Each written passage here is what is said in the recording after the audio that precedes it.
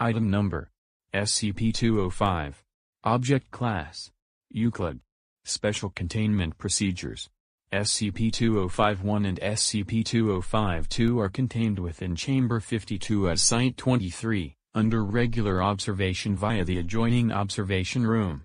SCP-205-1 and SCP-205-2 are to be supplied with power and face the white projection screen on the wall opposite the observation window at all times.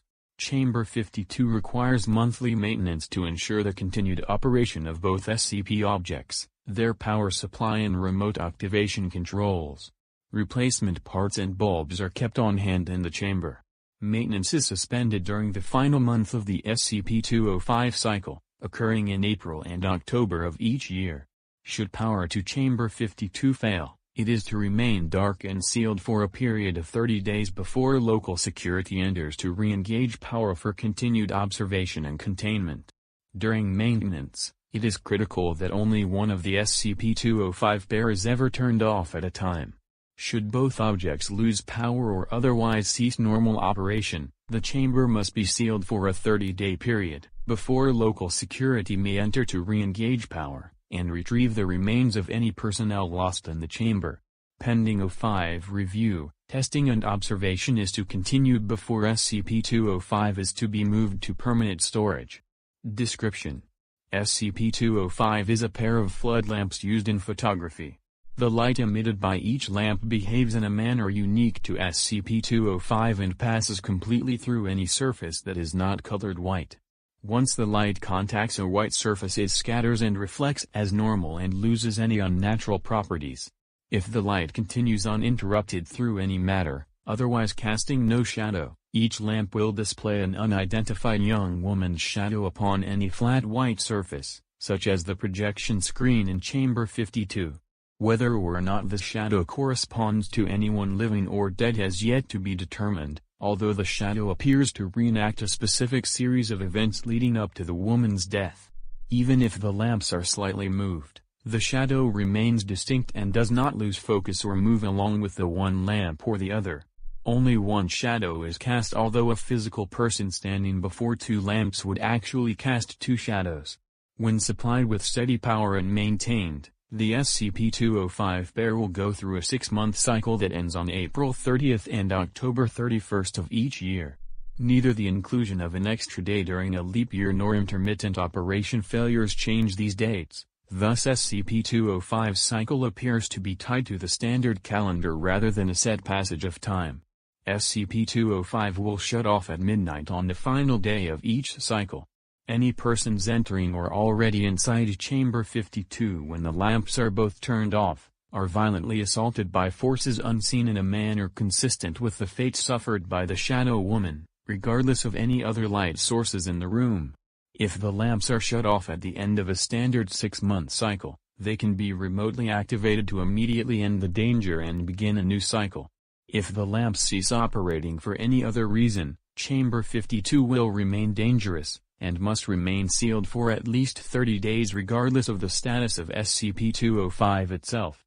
During the dangerous phase, any equipment in the room is often ransacked, but although SCP-205 itself has sometimes been moved, the lamps are never damaged. On 2 occasions, were carved into the walls. This strongly implies that displaying an awareness of current containment procedures. Overview of SCP-205's cycle. For the first month of operation, SCP-205 will display a still image of one woman in a provocative pose.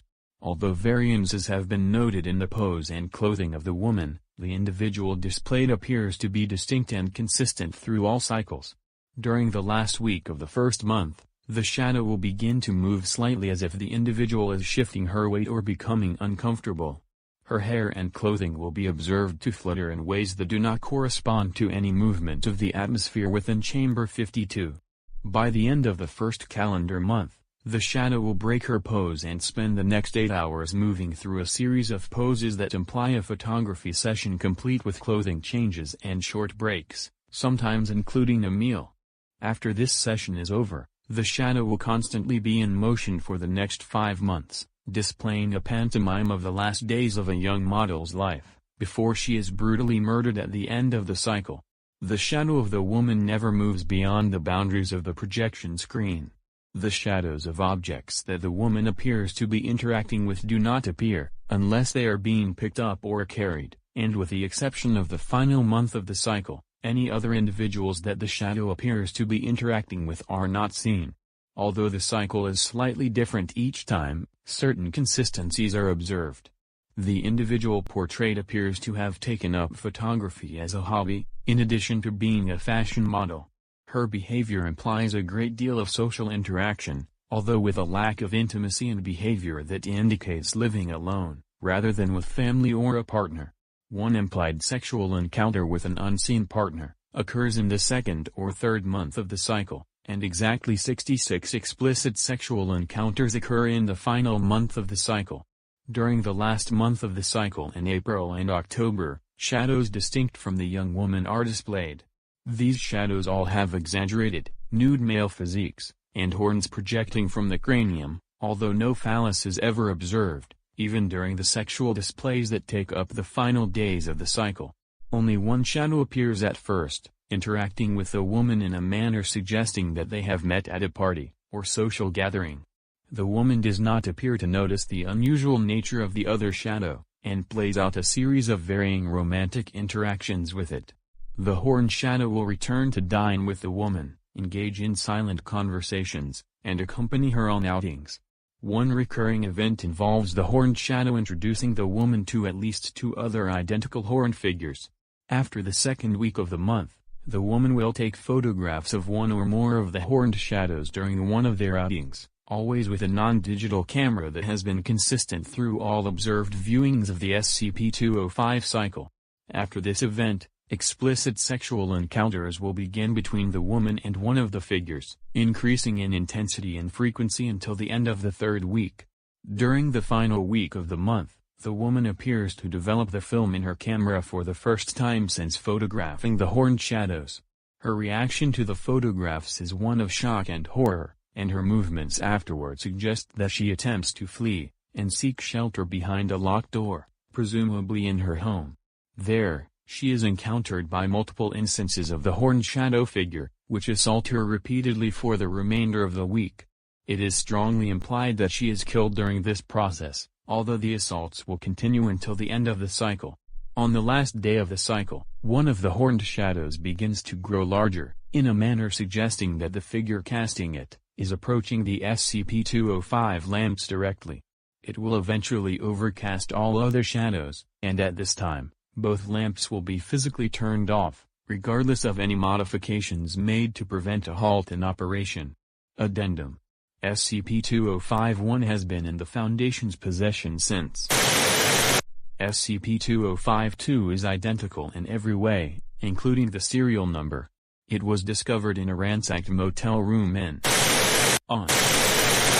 No sign of the identity or whereabouts of the occupant have been found, although a camera similar to the one displayed in the 6th month of the SCP-205 cycle was also recovered. Most of the contained film was ruined by exposure. See attached photo for the one image that was developed from the camera. Incident 205-76-B. On 10/28. SCP-205-2's bulb burnt out. Researcher M. was sent into Chamber 52 to replace the bulb during one of the climactic assaults. Upon the opening of Chamber 52's door, all horned shadow figures within view ceased their activity, and turned towards the door. Researcher resealed the chamber, and refused to enter to perform maintenance.